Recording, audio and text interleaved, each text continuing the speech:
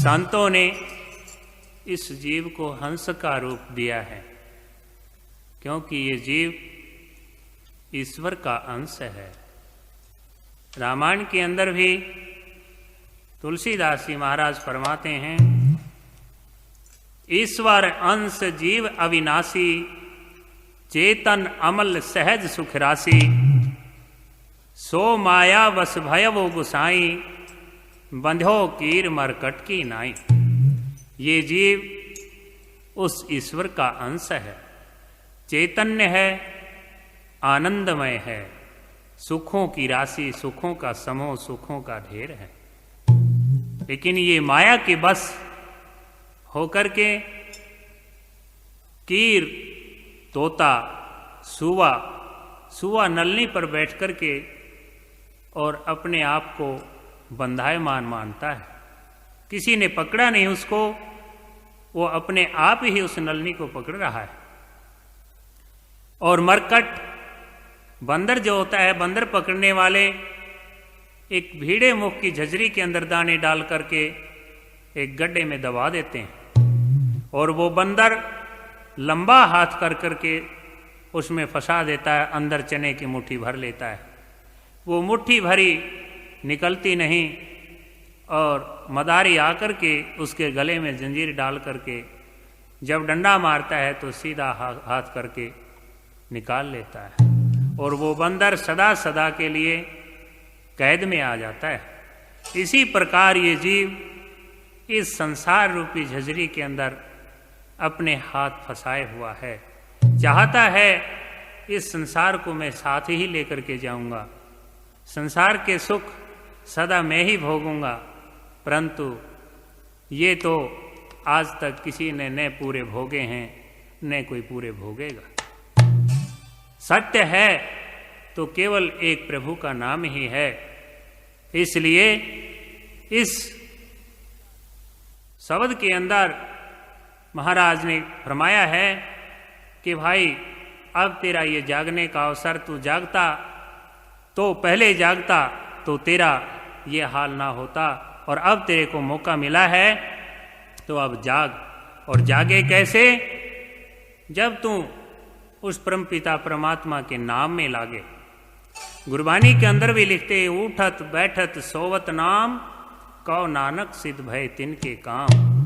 उठते बैठते सोते जागते चलते फिरते खाते पीते उस नाम को याद रख, तब ही तेरा कल्याण हो सकता है। आवे तो जाग मुसाफिर जाग भतेरा, सोलिया रे अब तो जाग मुसाफिर जाग भतेरा, सोलिया रे अब तो जाग मुसाफिर जाग, सोलिया रे अब तो जाग मुसाफिर जाग।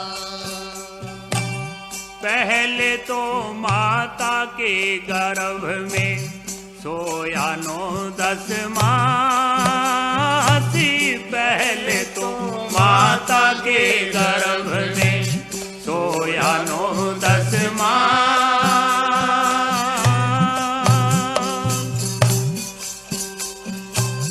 जाग्या नहीं जगाने वाला था वो तेरे पास जन्म हो लिया रे, अब तो जाग मुसाफिर जाग भतेरा, सोलिया रे अब तो जाग मुसाफिर जाग भतेरा, सोलिया रे अब तो जाग मुसाफिर जाग।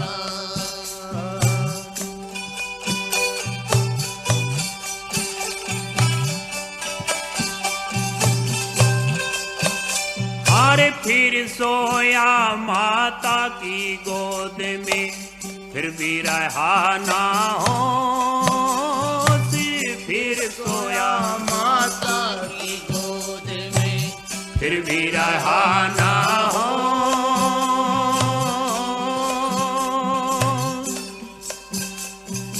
आप आले तूने सुके सुहावे, माता तेरी ने सोच माया ने मोह लिया रे। अब तो जाग मुसाफिर जाग भतेरा सो लिया रे। अब तो जाग मुसाफिर जाग भतेरा सो लिया रे। अब तो जाग मुसाफिर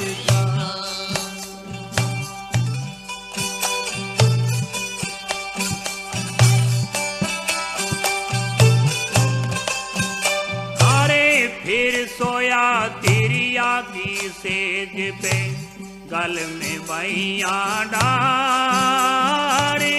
फिर सोया तिरिया की सेज पे, गल में बहिया डारे।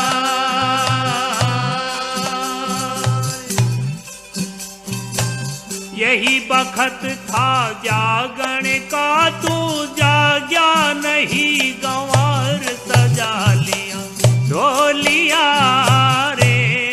अब तो जाग मुसाफिर जाग भतेरा ढोलिया रे। अब तो जाग मुसाफिर जाग भतेरा ढोलिया रे। अब तो जाग मुसाफिर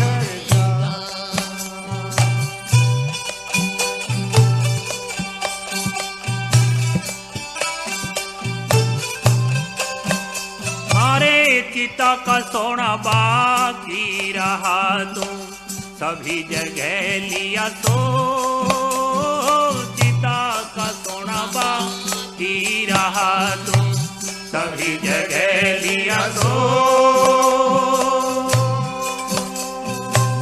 कह मोहर सिंह सोने में तन सारी उम्र दई, कोई कांटा बोलिया रे। अब तो जाग मुसाफिर जाग भतेरा बोलिया रे। अब तो जाग मुसाफिर जाग भतेरा बोलिया रे। अब तो जाग मुसाफिर संत फरमाते हैं, पहले माता के गर्भ में सोया, फिर माता की गोद में सोया, सोते सोते और फिर विषयों के अंदर गलताना होकर के तिरिया की सेज पर सोया। वहाँ पर भी इतना अंधा हो गया कि उस मालिक को भूल गया, जो हर पल हर घड़ी वो परमपिता परमात्मा हमारी संहार करता है। उसको हम बहुत दूर समझते हैं। 5 साल का बच्चा पास में खड़ा हो, उससे ये कितनी कान करता है, कितने अदब करता है कि ये 5 साल का बच्चा खड़ा है, कोई ये देख ना ले।